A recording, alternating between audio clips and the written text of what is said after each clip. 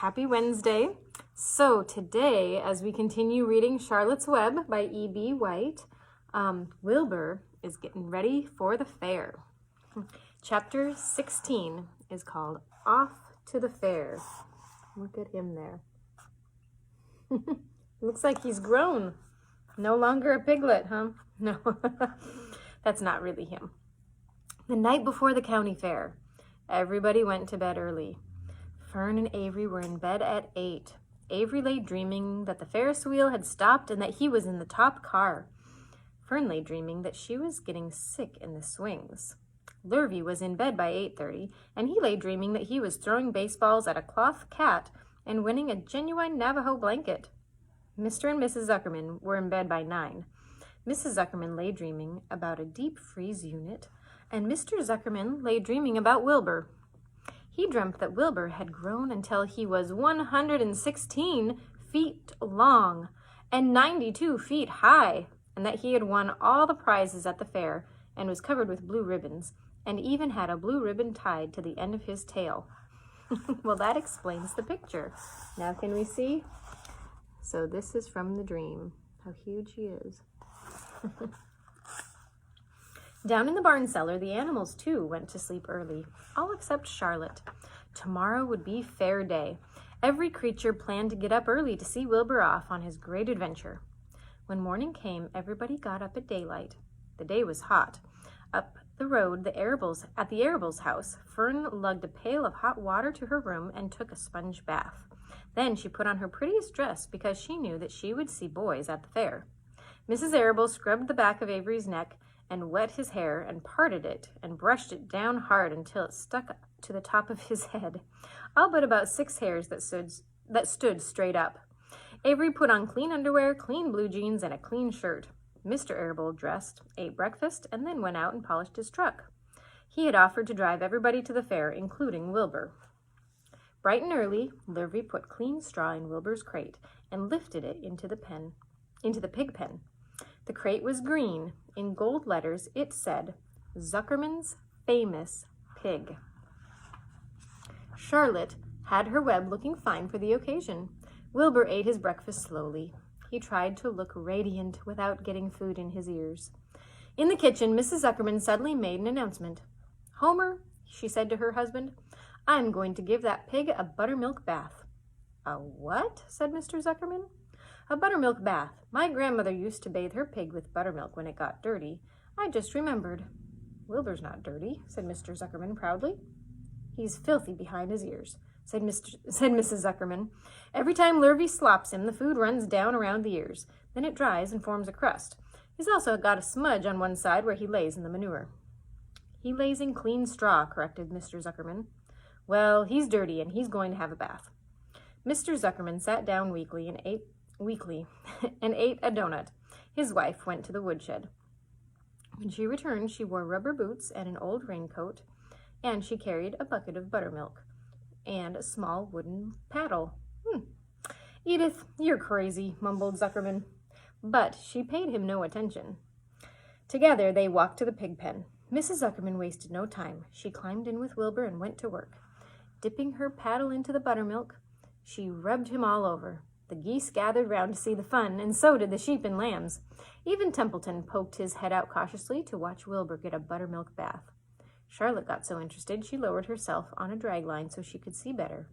Wilbur stood still and closed his eyes. He could feel the buttermilk trickling down his sides. He opened his mouth and some buttermilk ran in. It was delicious. He felt radiant and happy. Here's a picture. Can you see Charlotte? Look at this line right here. There's Charlotte hanging from behind, watching him get his bath. When Mrs. Zuckerman got through and rubbed him dry, he was the cleanest, prettiest pig you ever saw. He was pure white, pink around the ears and snout, and smooth as silk. The Zuckermans went up to change to their best clothes. Lurvy went to shave and put on his plaid shirt and his purple necktie. The animals were left to themselves in the barn. The 7 goslings paraded round and round their mother. Please, please, please, take us to the fair, begged a gosling. Then all 7 began teasing to go. Please, please, please, please, please, please. They made quite a racket. Children, snapped the goose. We are staying quietly at home. Only Wilbur is going to the fair." Then Charlotte interrupted. "I shall go, too," she said softly. "I've decided to go with Wilbur. He may need me. We can't tell what may happen at the fairgrounds. Somebody's got to go along who knows how to write. And I think Templeton better come, too. I might need somebody to run errands and do general work." "I'm staying right here," grumbled the rat. "I haven't the slightest interest in fairs." "That's because you've never been to one," remarked the old sheep. "A fair is a rat's paradise. Everybody spills food at a fair. A rat can creep out late at night and have a feast. In the horse barn you'll find oats that the trotters and pacers have spilled. In the trampled grass in the infield you'll find old discarded lunch boxes containing the foul remains of peanut butter sandwiches, hard-boiled eggs, cracker crumbs, bits of donuts, and particles of cheese.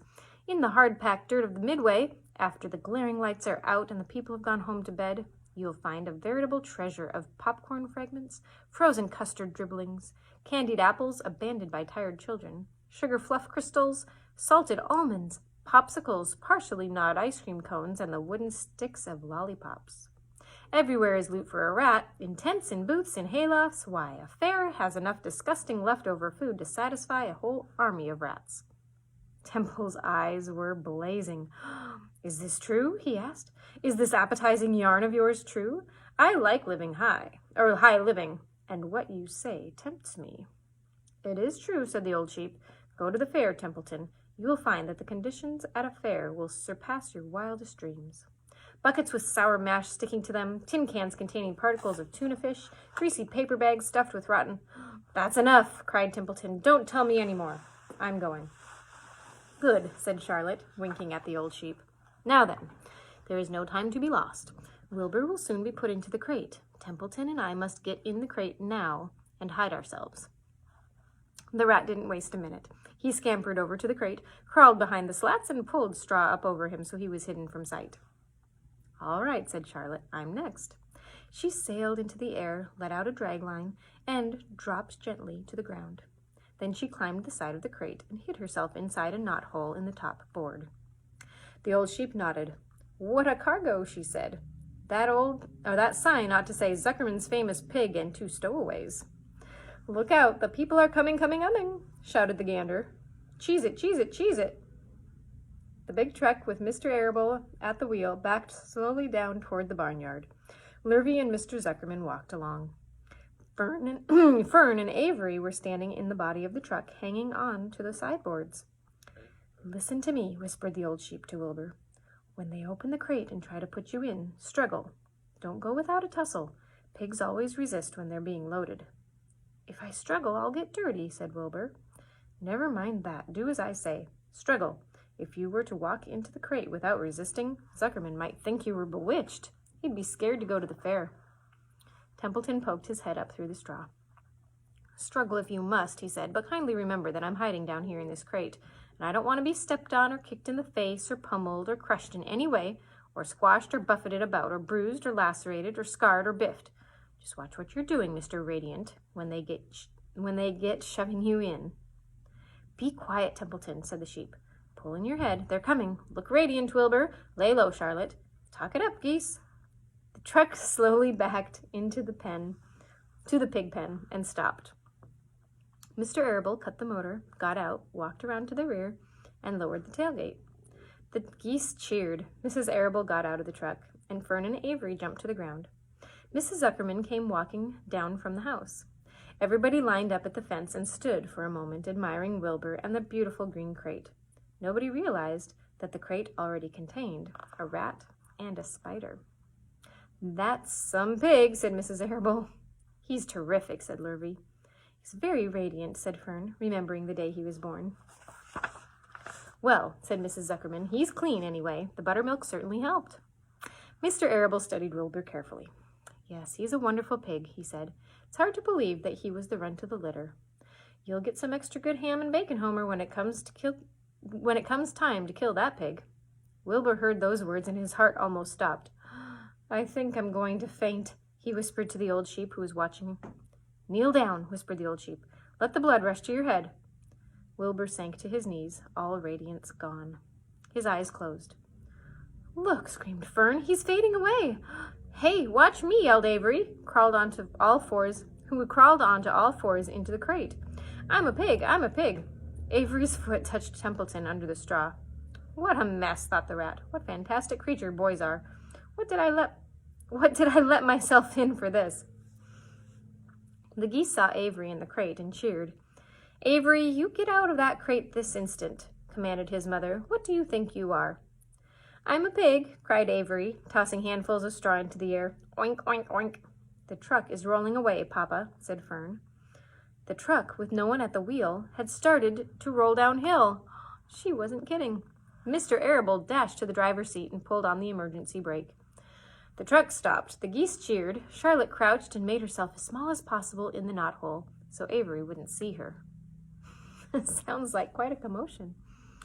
Come out at once, cried Mrs. Arable. Avery crawled out of the crate on his hands and knees, making faces at Wilbur. Wilbur fainted away. The pig has passed out, said Mrs. Zuckerman. Throw water on him. Throw buttermilk, suggested Avery. The geese cheered again. Lurvy ran for a pail of water. Fern climbed into the pen and knelt by Wilbur's side.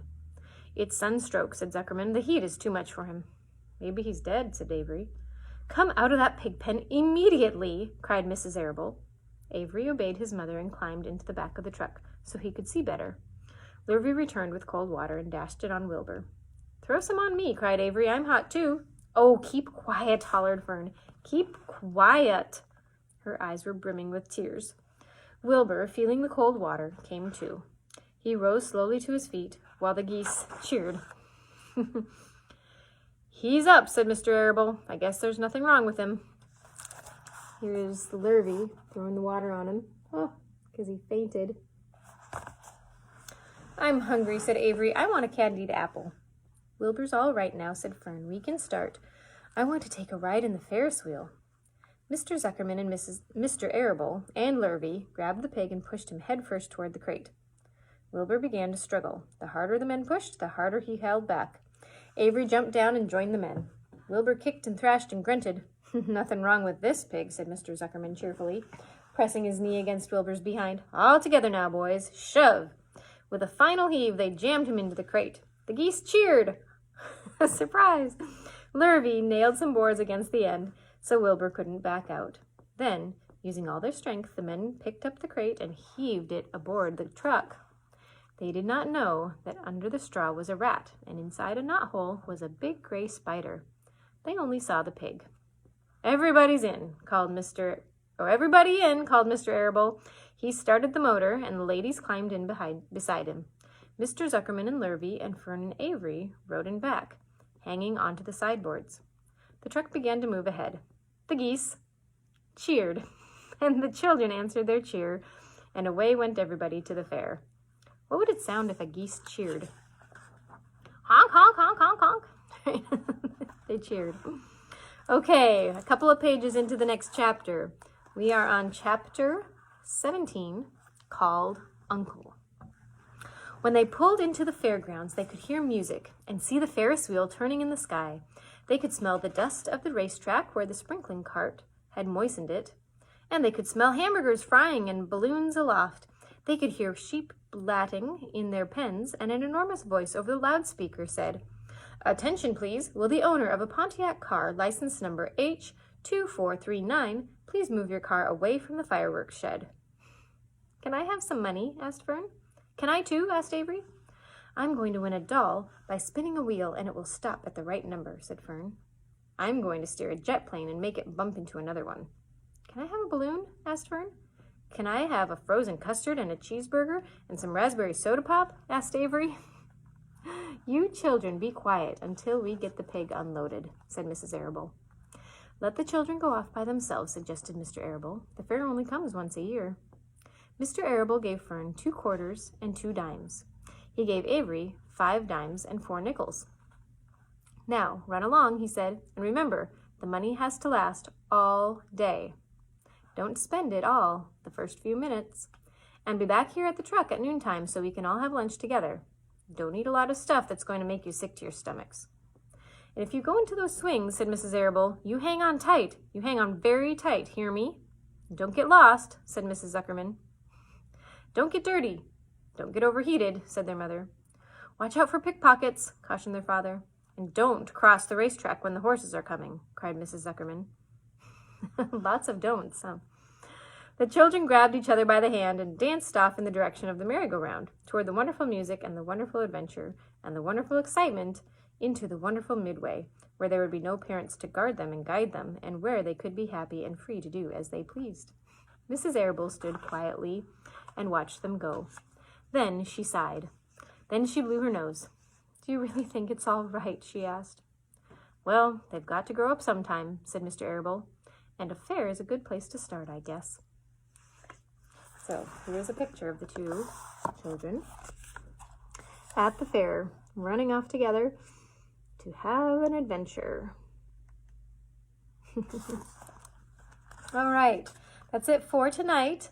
We look forward to seeing you again tomorrow. Bye.